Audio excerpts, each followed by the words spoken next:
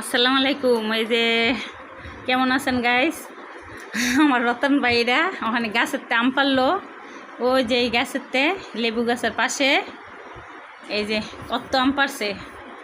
মানে আমার রতন ভাই আম পারছে। এই আম দিয়ে কাশ্মীরা আমের মতো লাগে, আর পাকলে অনেক মিষ্টি। এই যে দেখেন কত আম পারছে, দেখছেন? বড় বড় আম, মানে এই যে পাকা দইরা যাইতেছে, লাল হয়ে গেছে গা। মানে আপনারা লাইক শেয়ার দিয়ে দেন। আঙ্গ টুনটুনি আঙ্গ বুলবুলি আঙ্গ চাঁদ মামা করে দেখেন না আপনারা ধারা দেয় দেখবো সাইরা দিব কিন্তু। ওই সে আর দিলেন না, বেশি দিলেন।